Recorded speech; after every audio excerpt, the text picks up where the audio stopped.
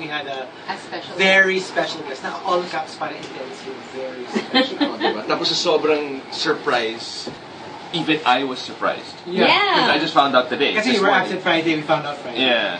No, but here's the thing. You know, di ba, a lot of people were guessing kasi yun yung guest. I guess if we actually introduced him as comedian, actor, impersonator, director, composer, singer, rapper, voice artist, and parodist, siguro. And one person gets na nila. One person Isang tao lang yan. He's been busy. One person, multiple personalities. Exactly. Of course, we are talking about Michael B! Oh my God! Welcome! Welcome to Salamat. Hindi ako napa-welcome. Thank you and good morning sa lahat ng mga rushers na nakikinig ngayon. At masaya ako at napagbigyan nyo naman ako kahit pa paano na mag-guest dito. Ngayon din. My time. Meron nga buti na. I was asking him earlier about it. Thank you for waking up early. Yeah. You know. Yeah. But then he said, no, he wakes up early. Actually, confession. Nakita kita dati sa isang mall. Tapos, Isa lang? Sa isang mall. Sa isang mall lang. Kalat ako. Ganda eh. Tapos nahiya ako. Gusto ko sana mag-hi. Magpa-picture. But I'm sure you get that, no? Sobra akong network. When you're, you know, when you're just out there, people... That happens a lot. Yeah, when they say hello, pero sometimes do you get na people expect you to know them?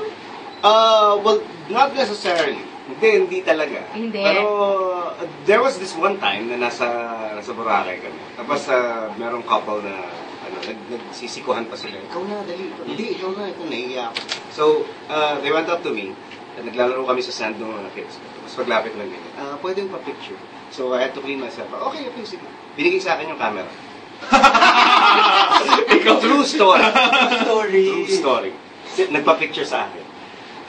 So you literally took the picture for them? I did. They take it? They didn't know me. Oh my God. How is that possible? What's that what you were talking about? Kasi baka That's insane. Well, Hindi, pero that only proves na kasi not a lot of people know.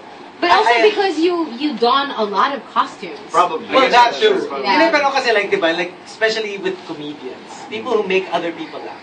Do you ever get that, yung parang medyo hindi ka masyado in the mood, and then you meet people and they're like, oh, patawanin mo naman kami. Or yung It's an expectation. Parang bigla ka sasabihin na parang, sample pa naman, no? That is expected talaga from most comics. Ka pala.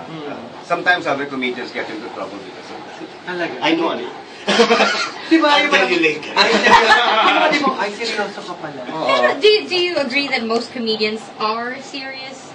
Not necessarily. We just don't Turn it find on a all the reason to be funny most of Most of the time, all the time. Right. Kasi you just wanna be Quiet. You want to be left alone. Not necessarily. You wanna be normal. Most of the time nga, pagka ganun, nakikita ko na gusto mo pa-picture at hindi pa lumana. But I didn't see Chico, so... Exception ka. Hindi, nagtatago ako sa mga poste. Tapos nagsumipi. Habang sinusundan kita, nagtatago ako from poste to poste. Stalker mo. Hindi, ako na mismo yung lumalapit most of the time. Para sa akin na, nga, kukunan ko na kayo. Because of the experience I got from Inunahan mo naman. Alam mo, feeling ko kaya hindi ka nilapitan ni Chico. Mas naman yung ano niya, mas naman yung tiyan niya nun eh. Ay, naku. Mas naman yung tiyan niya Baka may nun sakit eh. siyang nararamdaman eh. Sabi ko, magpapapicture ba ako o tatakbo muna ako? Hindi kasi siyempre kung magpapapicture ka, ayaw mo naman na yung mukha mo parang in pain. In pain, di ba? Or uncomfortable ka. Or something like that. Ako madalas nangyayari sa akin. Naiiwasan ko. Nararemedyo ko. Ganon. Yes. Pero hindi parang, okay, so... Ano remedyo? What's the remedyo? Most of the time, it's just comedy. Pero this time around, pagka nakaka-experience kayo ng mga ganyan, mga... Churning of the stomach, stomach cramps. Kala mo, ang galing umarte ni Michael B. Hindi pala. Mukha talaga siya nasasaktan, no? Pero hindi pala. Hindi pala eh. May nararamdaman na talaga siya. Oo. Pagka nakakaramdam kayo ng mga kirot at sakit, normally, yun yung mga... Na hindi sa puso? Hindi sa puso. So wala kang Ilinawin lang natin. Nasa tiyan. Oo, nasa tiyan. Lower? Lower? Higher. Example, yung nararamdaman mo ka mo, Chico. Maraming gano'n. Ima-ibang mga tao na medyo mahina talaga ang tiyan, o kaya nakakakita ng mga kung ano-ano stomach turning Oh, right. incident. Yung mga squeamish, no? Yan. Oo, madalas nangyayari yan. Nagkakaroon ng stomach cramp. Yung mga humihilab. Yes. Kunwari, like you see roadkill. Usually that's like, pag nakita ka ng parang animal na nalaganan sa like C5 or something. O yung ex mo, grabe. nakita mo yung ex mo. Oh, yan. Yan! Or nakita mo yung ex mo, kahalikan, isa pang ex mo. Naku! Ay! Naku. Yan o, parang gusto mong sakasaan sa Para sana sila na yung roadkill.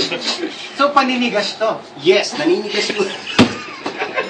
Grabe, alam mo, grabe kayo. Totoo naman, namimilipit, humihilab, kumikirot. Yeah. Oh, Naninigas ang tiyan. ang tiyan. Oo. Diba? These are symptoms Hindi matinding sakit, ah. At hindi Stomach joke cramps. yun. Oh, hindi joke yun. Hindi nakakatuwa. Ang Sakit sakit na na. tawag na stomach cramps. So that's mild to severe stomach Yes, cramp. yes. Pag nararamdaman natin yan, may ano lang yan eh. Yung kasing stomach natin, di ba, muscle din yan. Yeah, Oh, you're right. right. So, for example, yung shoulders nyo, o kaya yung legs nyo, yung leg cramps, yung pulikat, nangyayari din yan sa stomach Sa natin. stomach. Right. Chanika. Yes. Shanika. And I think even stress would cause this sometimes. Yes. Yeah. Stress really plays a lot. Ganun, And exactly. ang dami nagagawa sa Ganun yung nararamdaman, yung pananakit na yon, pero nasa tiyan. And maraming causes niya. So, number one, spicy food. Oh, ay ako, Especially pag patay. Oo. Favorite ko yan eh. I love May, spicy food. talaga? Yeah, super. May ibang lugar din kasi sa Pilipinas na ang siling labuyo, kapresyo lang ng peanuts. So, imbes na peanuts, siling labuyo. Grabe naman. Grabe naman. Yung chichirya niyan. Kaya nga, yun. Kasunod dun, chicharong bulaklak. Chico! Kadiri Hindi, ka masarap yung talaga. spicy na chicharong bulaklak. Wala. Masarap na partner yun. Kasi Yeah. lagay mo sa suka yung Yung siling chicharong labuyo. bulaklak. Kung mahilig ka dyan, yan, malamang medyo magkaka-stomach cramps kayo. Pangalawa yung sinabi mo, yung stress. Right. Right. That really plays a big factor sa mga ganito, di ba? Na Oo. parang ang dami nangyayari kalokohan sa katawan mo pag stress ka. Natatension ka kasi. Tapos, Exactly. yes, medyo tense yung yung abdomen. Kahit wala kang abs. Oo ah. No, kasi even Paano if yun, you're not naman physically fit, you'll always have abs. I mean, it's a muscle. Nakatago lang. Nakatago lang. Oo. Medyo shy. Tapos pagka nasa stress ka, madalas naka-contract yan and they push the other organs inside. That nagkakos yun ng pain. Right. So, yun. Eh, what about kunyari, alcoholic drinks, fatty food. Ikaw na nagsabi. Hindi kasi, hindi kasi, Hindi na sa amin nanggaling yan. hindi diba, parang lalo na yung fatty food. Favorite ko yan. Oo nga. Hindi, tsaka let's face it, minsan pag nag-iinuman kayo, yung pulutan usually fatty food. Oh, Yeah, diba? right. Ano ba? Always. Sisig, chicharon Diba, bulaklak, alam nga namang itupa. carrot sticks.